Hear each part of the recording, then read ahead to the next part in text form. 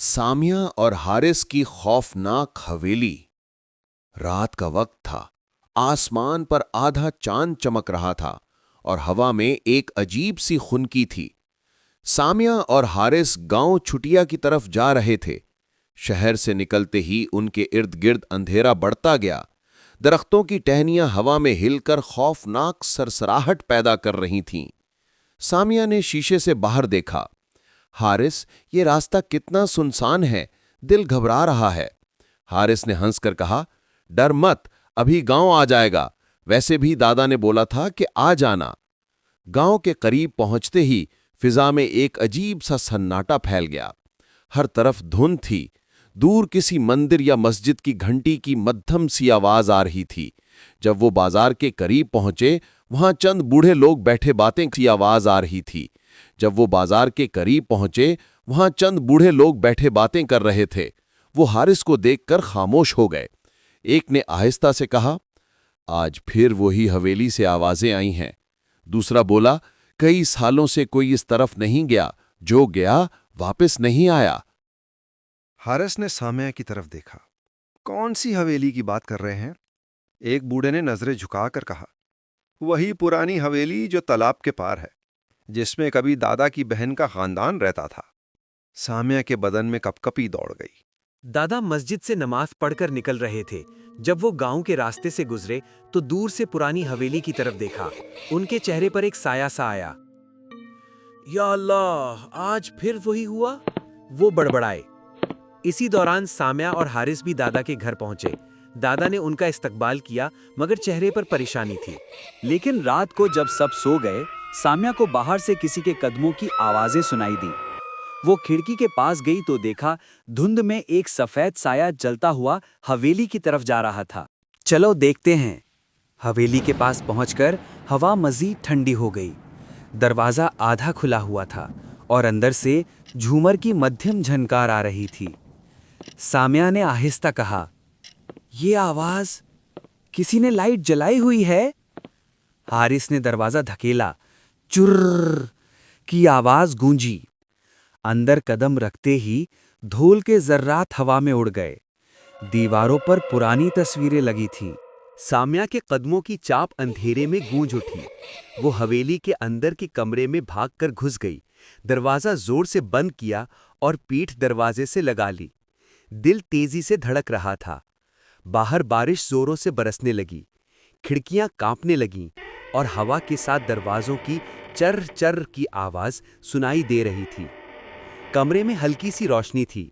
एक पुराना लालटेन जल रहा था, जो खुद ब खुद जलता बुझता था। सामिया ने कान लगाए। नीचे से कदमों की आवाजें आ रही थीं, जैसे कोई भारी चीज घसीट रहा हो। उसने कपकपाती आवाज में कहा, हारिस, हारिस, कहाँ हो तुम? सिर्फ उनकी लालटीन की रोशनी दीवारों पर लरज रही थी। सामिया की सांसें भारी हो गईं। ये जगह इतनी बदबू क्यों आ रही है? हारिस ने नीचे देखा। एक पुराना लकड़ी का बक्सक धूल में पड़ा था। उसके ऊपर जंजीरें लगी थीं और एक पुरानी तख्ती पर कुछ लिखा था। सामिया और हारिस ने कंप्यूटर रूम के बराबर वाले पुराने लाइब्रेरी रूम का दरवाजा खोला। कमरा मकड़ी के जालों, टूटी अलमारियों और बुसीदा किताबों से भरा हुआ था। अचानक सामिया की नजर एक मेज पर पड़ी काली धूल में दबी हुई भारी किताब पर गई।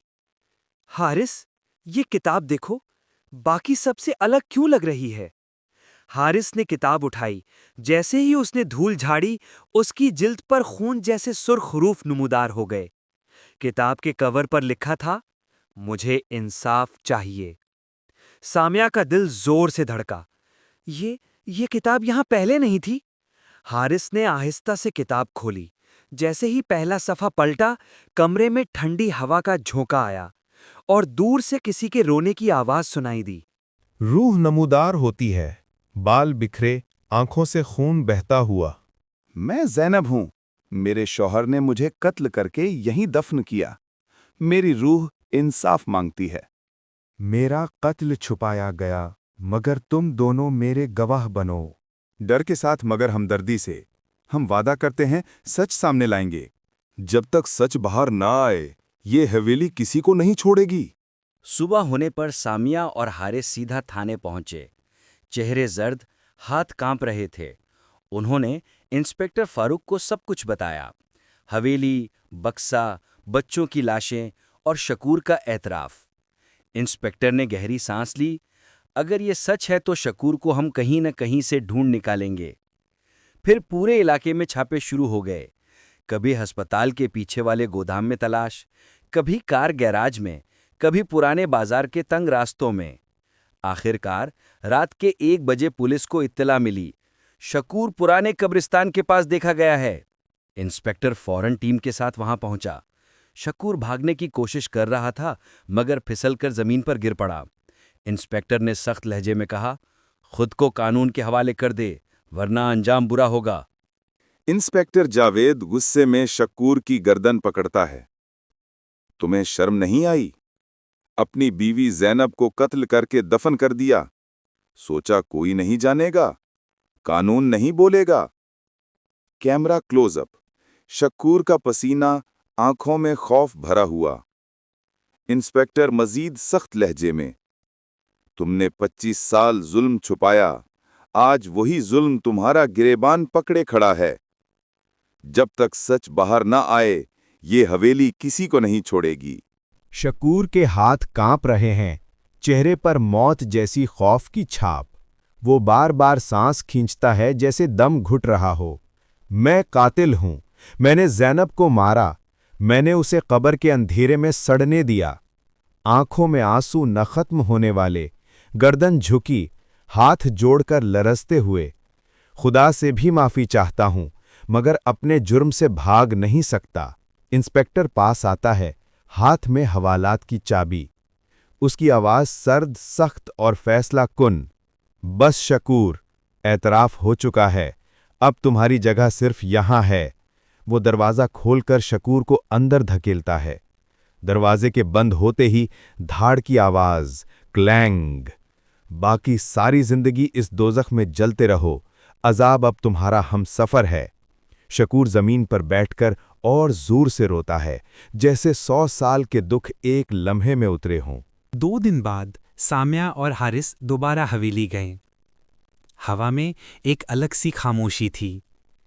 बारिश रुक चुकी थी और सूरज की किरणें दीवारों पर पड़ रही थीं। कमरे में दाखिल होते ही एक सफ़ेद रोशनी फैली और जीनत बेगम की रूह नमूदार हुई।